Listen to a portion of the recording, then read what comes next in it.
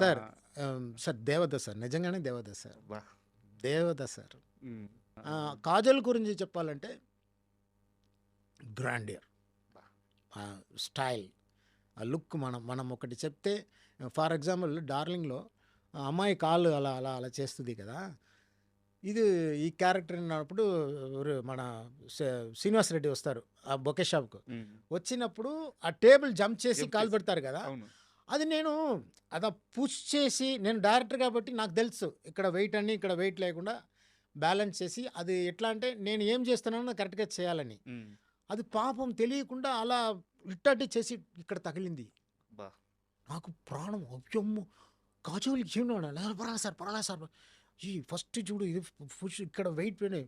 నేను వెనకాల అది కాళ్ళు అది కొంచెం కామెడీ రావడానికి అలా అలా చేయాలి, అలా జంప్ చేసి అవును. స్విమ్ చేసినట్టు చేయాలి, ఫన్ రావాలి. అది చూసి అలాగే చేయాలని చెప్పి ఇక్కడ తగిలింది. నెక్స్ట్ షాట్లో చూస్తే ఇక్కడ రైట్. నాకు భయం వచ్చింది, అమ్మో heroine is like of flowers, అంతే కదా! సాఫ్ట్గా. నాకు అప్పుడు నాకు లైఫ్లో అమ్మో జాగ్రత్తగా హ్యాండిల్ చేయాలని చెప్పి నువ్వు ఇది ఫుల్ ఎగ్జైట్మెంట్. ఒకటి చెప్తే అది పర్ఫెక్ట్గా చేయాలి సార్. వచ్చిందా సీన్, కరెక్ట్. కళ్ళు పెద్ద కళ్ళు కదా, అబ్బా! అసలు ఐస్ ముఖ్యంగా నేను చెప్తా డార్లింగ్‌లోనే. అంత పెద్ద స్క్రీన్లో అని నీ చూస్తే చాలు, అలా అలా. ఇంకా ఏదన్నప్పుడు నాన్న నువ్వు చూస్తే చాలు, అంతే బ్రహ్మాండం, అంత పెద్ద స్క్రీన్లో. కానీ ఇప్పుడు దాకా సెలబ్రేట్ అనుకోలేదు, సత్యంగా నేను అనుకోలేదు. I'm very happy. కాజల్ గారు కూడా ఇది వింటే అంత హ్యాపీ అవుతారు.